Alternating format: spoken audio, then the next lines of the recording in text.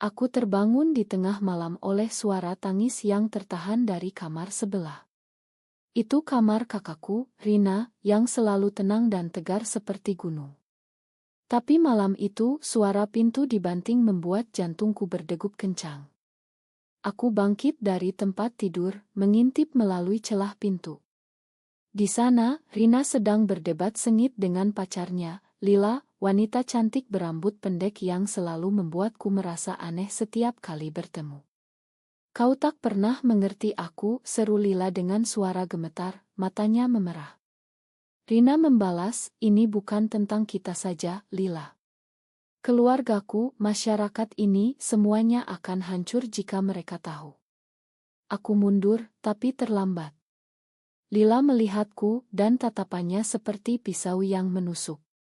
Malam itu berubah menjadi mimpi buruk ketika Lila keluar dari kamar Rina dan langsung mendekatiku di koridor gelap rumah kami di pinggiran Jakarta. Aku, Sinta, berusia 22 tahun, masih kuliah di Universitas Negeri, hidup dalam keluarga konservatif di mana ayah adalah seorang guru agama di masjid setempat, dan ibu sibuk mengurus rumah tangga.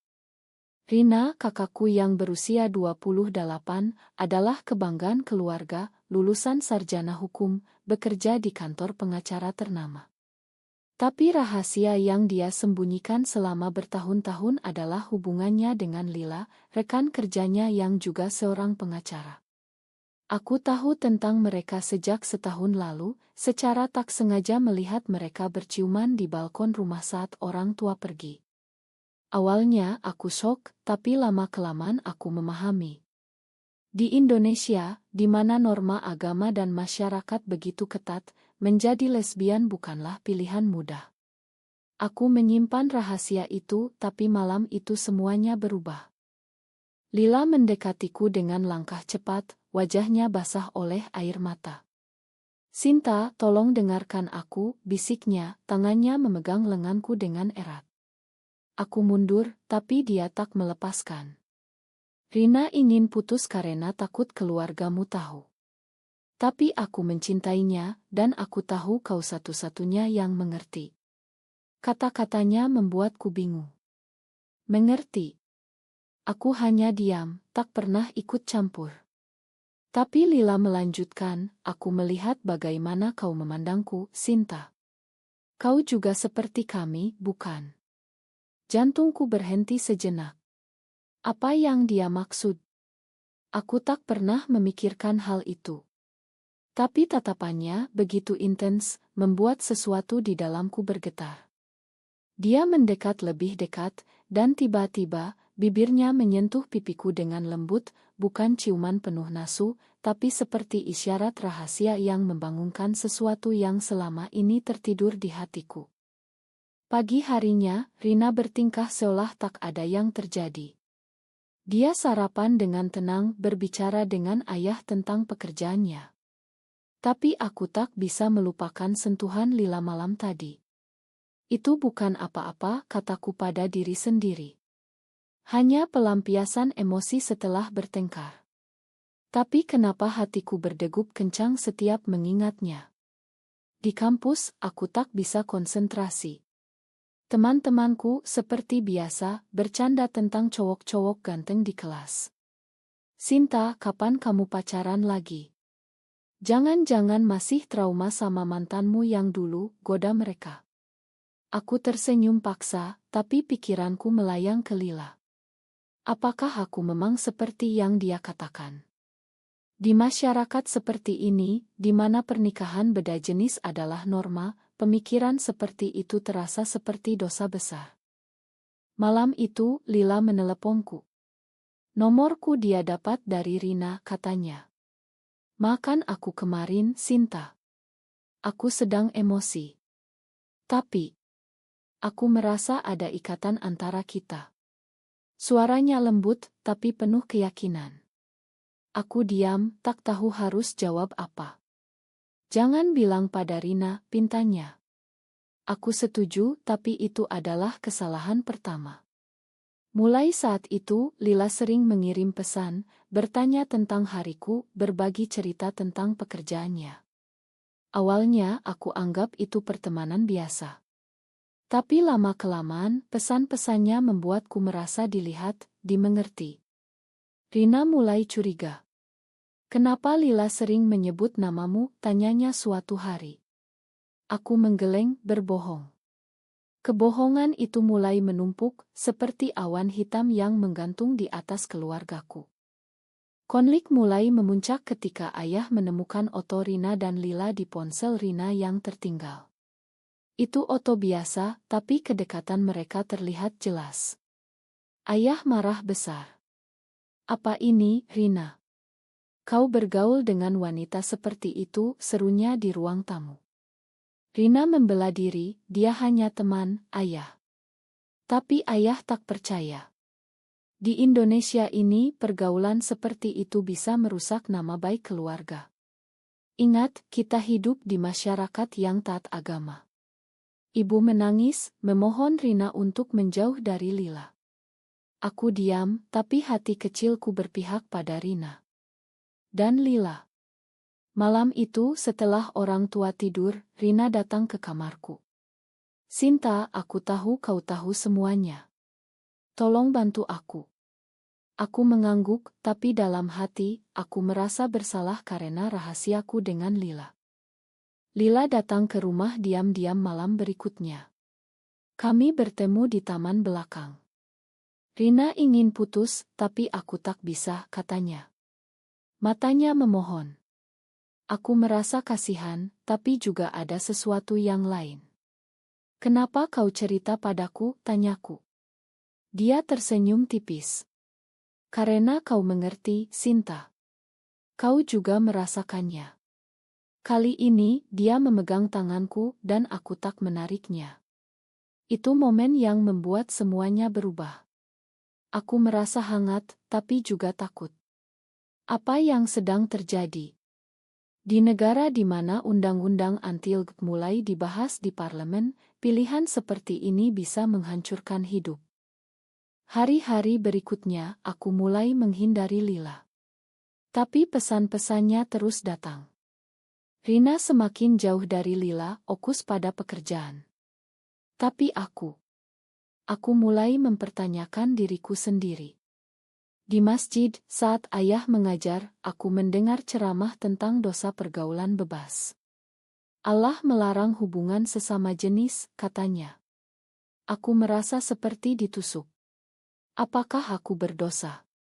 Tapi sentuhan Lila malam itu terasa benar. Konflik dalam diriku semakin dalam. Aku mulai mencari informasi di internet tentang komunitas LGBT di Indonesia. Banyak cerita tentang penolakan keluarga, kekerasan sosial. Aku takut, tapi juga penasaran. Suatu sore, Lila datang ke kampusku. Aku harus bicara denganmu, katanya. Kami duduk di kai kampus. Dia cerita tentang masa lalunya, bagaimana dia dikeluarkan dari rumah oleh orang tuanya di Surabaya karena ketahuan pacaran dengan wanita. Aku kehilangan segalanya, Sinta. Tapi aku tak menyesal. Ini diriku. Kata-katanya menyentuh hatiku. Aku menceritakan tentang keluargaku, tentang tekanan ayah. Aku tak tahu harus bagaimana, kataku. Dia memegang tanganku lagi. Ikuti hatimu. Tapi hati itu membingungkan. Malam itu aku bermimpi tentang Lila dan bangun dengan perasaan bersalah terhadap Rina. Konflik mulai memuncak ketika Rina menemukan pesan-pesan dari Lila di ponselku. Itu hari Minggu pagi saat kami sarapan bersama. Ponselku berdering dan Rina yang kebetulan di dekatnya melihat layar. Kenapa Lila mengirim pesan padamu? Tanyanya dengan suara tajam. Aku gagap, hanya tanya kabar. Tapi Rina tak percaya. Dia merebut ponselku, membaca pesan-pesan itu. Wajahnya memucat. Apa ini, Sinta? Kau dan Lila. Aku menyangkal, tapi matanya penuh kecewaan. Kau tahu dia pacarku. Kau mengkhianatiku, serunya. Aku menangis, bukan begitu, Kak. Dia hanya cerita. Tapi Rina pergi, meninggalkanku sendirian dengan rasa bersalah yang menyesakan. Ayah mendengar keributan itu. Dia datang, bertanya apa yang terjadi. Rina diam, tapi ayah mendesak. Akhirnya, Rina meledak. Ayah, aku mencintai Lila. Bukan sebagai teman, tapi lebih dari itu. Ruangan hening. Ayah terduduk, wajahnya pucat. Apa kau bilang, Rina? Itu dosa besar. Ibu menangis histeris. Bagaimana bisa? Kami mendidikmu dengan baik. Rina membela diri, ini bukan pilihan, ayah. Ini diriku. Tapi ayah marah. Di rumah ini tak ada tempat untuk hal seperti itu. Keluarlah jika kau mau hidup begitu. Rina pergi, membanting pintu. Aku diam, tapi hati kecilku berteriak. Ini salahku juga. Lila meneleponku sore itu. Rina putus denganku. Dia bilang karena keluarganya. Suaranya sedih. Aku tak tahu harus bilang apa. Ini karena pesan-pesanmu, kataku. Dia diam sejenak. Sinta, aku tak bermaksud menyakiti Rina. Tapi perasaanku padamu. Itu nyata. Aku syok. Apa? Kau pacar kakakku? Tidak lagi, jawabnya. Aku menutup telepon, tapi pikiranku kacau. Apakah ini pengkhianatan? Di mata masyarakat, hubungan seperti ini sudah tabu, apalagi melibatkan saudara. Aku merasa seperti monster. Malam itu, Rina pulang tapi tak bicara denganku. Ayah memanggil kami ke ruang tamu. Rina, kau harus putus dengan wanita itu. Atau jangan pulang lagi. Rina menangis. Ayah, tolong mengerti. Tapi ayah tegas. Ini bukan tentang mengerti. Ini tentang norma, agama, masyarakat. Di Indonesia, hal seperti ini bisa dihukum. Ibu memohon, Rina, pikirkan adikmu. Jangan rusak masa depannya. Aku merasa ditekan. Apa masa depanku? Jika aku mengakui perasaanku, semuanya hancur. Hari berikutnya, aku bertemu Lila di sebuah cafe di pusat kota. Kenapa kau lakukan ini, tanyaku. Dia menjelaskan, aku dan Rina sudah lama bermasalah. Dia selalu takut keluarganya tahu. Tapi saat bertemu kau, aku merasa ada harapan baru. Kata-katanya membuatku marah. Kau gunakan aku untuk balas dendam. Dia menggeleng. Bukan. Ini tulus. Kami berdebat, tapi di akhir, dia memelukku. Pelukan itu membuatku lemah. Aku pulang dengan pikiran campur aduk. Di kampus, teman-temanku mulai curiga. Sinta, kenapa kau sering melamun? Ada masalah. Aku bohong, bilang stres kuliah. Tapi dalam hati, aku mencari jawaban. Aku membaca artikel tentang di Indonesia, tentang diskriminasi, Atwamu yang mengecam. Aku takut. Tapi juga, aku ingat cerita Lila tentang keberaniannya. Apakah aku bisa seperti itu? Rina mulai menjauh dariku. Dia pindah ke apartemen kecil di Jakarta Pusat, katanya untuk fokus kerja. Ayah senang, anggap itu langkah baik. Tapi aku tahu, Rina sedang hancur. Aku datang ke apartemennya suatu malam. Kak, makan aku, kataku. Rina memelukku, menangis. Kenapa kau lakukan itu, Sinta? Lila adalah milikku. Aku jelaskan, bukan sengaja. Aku bingung dengan diriku sendiri. Rina syok. Kau juga.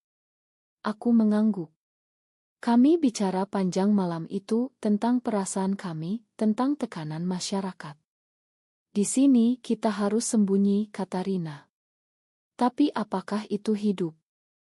Lila terus mendekat. Dia ajak aku jalan-jalan ke Bogor, katanya untuk refreshing.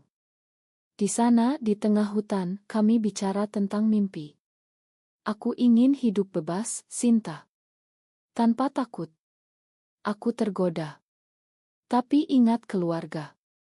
Aku tak bisa tinggalkan mereka. Dia tersenyum. Pilihanku dulu juga sulit. Tapi sekarang aku bahagia. Pulang dari sana, aku merasa lebih kuat, tapi juga lebih bingung. Konflik keluarga memuncak ketika ayah sakit. Dia masuk rumah sakit karena serangan jantung. Dokter bilang stres. Ibu salahkan Rina. Ini karena kau, Rina. Masalahmu membuat ayah begini. Rina datang ke rumah sakit, tapi ayah tak mau lihat. Pergilah, katanya lemah. Aku di tengah, mencoba mediasi. Ayah, Rina sayang ayah. Tapi ayah tegas. Dia harus ubah hidupnya. Malam itu aku putuskan bicara dengan Lila. Hentikan ini. Rina menderita karena kita. Lila setuju, tapi matanya sedih. Apakah kau yakin, Sinta? Ayah pulih perlahan, tapi rumah kami tak pernah sama lagi. Rina kembali tinggal di rumah, tapi hubungan dengan ayah dingin. Lila menghilang dari hidup kami, atau begitulah yang kukira. Suatu hari, aku dapat pesan dari nomor tak dikenal. Aku masih memikirkanmu. Itu Lila. Aku blokir, tapi dia kirim dari nomor lain. Tolong bertemu sekali lagi. Aku tolak, tapi rasa penasaran menang. Kami bertemu di taman kota. Kenapa kau tak bisa lepaskan, tanyaku.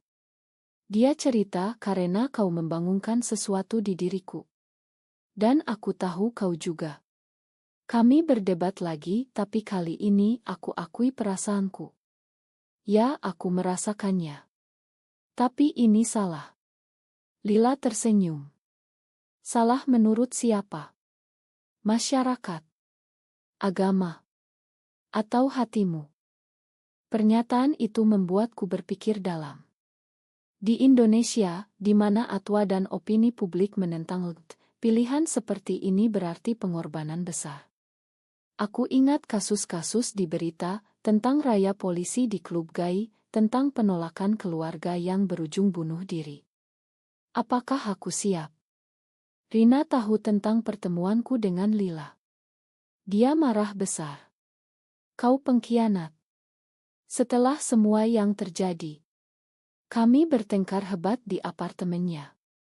Kak, aku tak sengaja jatuh cinta, kataku. Rina terdiam. Cinta. Pada pacar bekasku. Aku menangis. Ini bukan tentang dia. Ini tentang diriku. Malam itu, Rina cerita tentang perjuangannya. Aku mencintai Lila, tapi aku tak bisa lawan keluarga. Aku pilih mereka. Pilihannya membuatku sedih. Tapi kau bahagia, tanyaku. Rina geleng. Tidak. Tapi ini aman. Aman. Apakah hidup aman layak disebut hidup? Aku pulang dengan pikiran berat. Ayah mulai curiga lagi. Kenapa kau sering keluar malam, tanyanya. Aku bohong, bilang ketemu teman kuliah. Tapi kebohongan semakin menumpuk, seperti hutang yang tak terbayar. Lila ajak aku ke acara rahasia komunitas di Jakarta. Itu pertemuan kecil di rumah salah satu anggota. Di sana aku bertemu orang-orang seperti kami, berbagi cerita. Seorang wanita cerita bagaimana dia dikeluarkan dari pekerjaan karena orientasinya. Yang lain cerita tentang pernikahan paksa. Aku merasa tak sendirian. Tapi juga takut.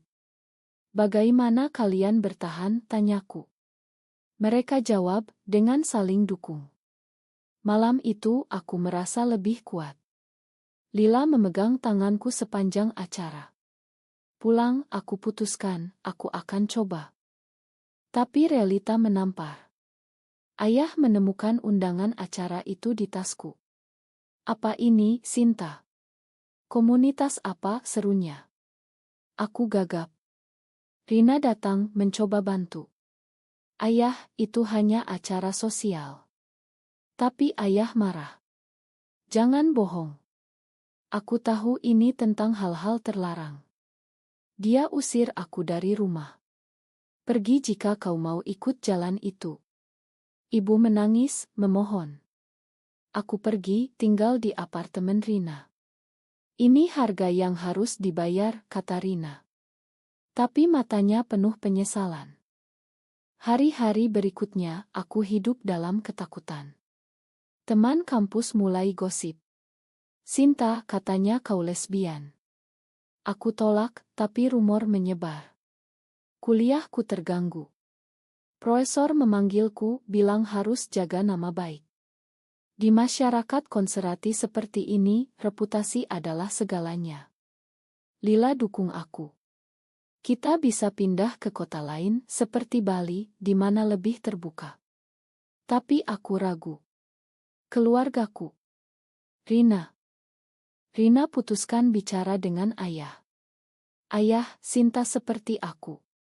Tolong terima kami. Ayah syok. Kalian berdua. Ini kutukan. Dia sakit lagi, masuk rumah sakit. Ibu salahkan kami. Kalian bunuh ayah. Rasa bersalah menyelimutiku. Apakah ini layak? Aku hubungi Lila. Mungkin kita harus berhenti. Tapi Lila tegas. Ini perjuangan, Sinta. Jangan menyerah. Konflik mencapai puncak ketika ada demo anti-LGBT di depan gedung DR. Berita penuh dengan itu. Ayah, dari rumah sakit, lihat berita. Lihat, ini akibatnya, katanya saat aku kunjungi. Aku menangis. Ayah, maafkan aku. Tapi ayah diam malam itu, aku putuskan pilihan sulit. Aku putuskan menjauh dari Lila. Ini terlalu mahal harganya, kataku padanya di KAE. Lila menangis. Jadi kau pilih keluarga daripada dirimu sendiri. Aku mengangguk. Ya. Ma. Dia pergi, meninggalkanku dengan hati hancur. Rina dukung keputusanku. Kau benar, Sinta. Kita harus sembunyi. Tapi apakah itu benar? Aku kembali ke rumah, memohon maaf pada ayah. Aku janji ubah, ayah.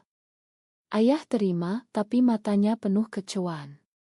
Hidup kembali normal, tapi aku merasa kosong. Beberapa bulan kemudian, aku lihat Lila di berita. Dia jadi aktivis LGBT, bicara di seminar tentang hak asasi. Aku bangga, tapi juga iri. Rina nikah dengan pria pilihan ayah, seorang guru. Pernikahan itu megah, tapi matanya kosong. Ini untuk keluarga, bisiknya padaku. Aku mengangguk, tapi hati kecilku berontak. Suatu hari, Lila hubungi lagi. Aku akan pindah ke luar negeri. Mau bertemu terakhir. Aku setuju. Kami bertemu di bandara. Kenapa kau menyerah, tanyanya. Aku jelaskan tentang ayah, tentang masyarakat. Di Indonesia ini kita tak bisa bebas. Lila tersenyum sedih. Bebas ada di hati, Sinta. Jangan biarkan mereka matikan itu. Dia peluk aku dan pergi. Setelah itu aku mulai berubah. Aku gabung komunitas online rahasia, belajar tentang diri sendiri. Tapi tekanan tetap ada. Ayah mulai cari jodoh untukku. Sinta, saatnya kau nikah. Aku tolak halus, bilang fokus kuliah. Tapi lama-kelamaan aku merasa terjebak. Konflik kembali muncul ketika Rina cerai. Suaminya tahu tentang masa lalunya dengan Lila. Aku tak bisa hidup bohong, kata Rina padaku. Ayah marah lagi. Kau rusak keluarga ini. Rina pergi lagi. Kali ini aku ikut. Kami tinggal bersama di apartemen. Kita harus kuat, kataku. Rina setuju. Kami mulai hidup jujur pada diri sendiri, meski sembunyi dari dunia luar. Tapi masyarakat tak diam, tetangga gosip. Kakak beradik itu aneh, tak pernah punya pacar. Ayah putus hubungan. Kalian bukan anakku lagi. Ibu diam-diam hubungi, kirim uang. Ibu sayang kalian. Itu satu-satunya penghiburan. Aku mulai kerja setelah lulus, di Ngo yang dukung hak perempuan. Di sana aku bertemu orang-orang progresi. Mereka dukungku. Kau tak sendirian, kata mereka. Perlahan aku terima diriku. Tapi ingatan Lila tak pernah hilang. Apakah aku salah lepaskan dia? Tahun berganti. Rina jatuh cinta lagi dengan wanita lain, tapi kali ini hati-hati. Aku masih sendiri, tapi bahagia dengan kebebasan kecilku. Suatu hari, ayah hubungi. Aku sakit parah. Pulanglah. Kami pulang. Di rumah sakit, ayah menangis. Makan ayah. Ayah salah. Kami memeluknya. Ayah, kami sayang ayah. Ayah meninggal dengan damai. Setelah itu, ibu terima kami. Hidupkan hidup kalian. Itu momen tikten. Aku hubungi Lila yang sekarang di Australia. Aku menyesal. Dia jawab, terlambat, Sinta. Tapi aku bahagia kau temukan jalanmu. Hidup setelah ayah meninggal berubah. Ibu mulai mengerti, meski lambat. Dulu ayah tegas karena takut masyarakat, katanya. Kami mulai bicara terbuka. Rina hidup dengan pasangannya, meski tak resmi. Aku mulai kencan dengan wanita yang kukenal di Ngo. Namanya Maya, lembut dan pengertian. Tapi trauma masa lalu membuatku hati-hati. Masyarakat tetap jadi tantangan. Di kerja ada diskriminasi halus. Sinta, kenapa tak nikah? Tanya rekan. Aku tersenyum, belum waktunya. Tapi dalam hati, aku tahu ini perjuangan seumur hidup. Di Indonesia, di mana undang-undang anti-LGBT masih mengancam, kami harus pintar. Suatu hari, aku ikut demo hak LGBT. Wajah ditutup, tapi hati terbuka. Di sana aku lihat banyak orang seperti kami berjuang. Itu memberi harapan. Rina ikut, kami berdiri bersama. Ini untuk masa depan, katanya. Tapi ada harga. Ibu sakit karena stres. Jangan terlalu terbuka, pintanya. Kami kompromi. Hidup sembunyi, tapi jujur pada diri. Akhirnya aku renungkan semuanya. Dari sentuhan Lila malam itu, hingga pilihan-pilihan sulit. Apakah semua itu layak? Kerusakan keluarga, penolakan sosial, tapi juga kebebasan jiwa. Apakah memilih cinta sejati meski bertentangan dengan norma masyarakat itu benar atau salah?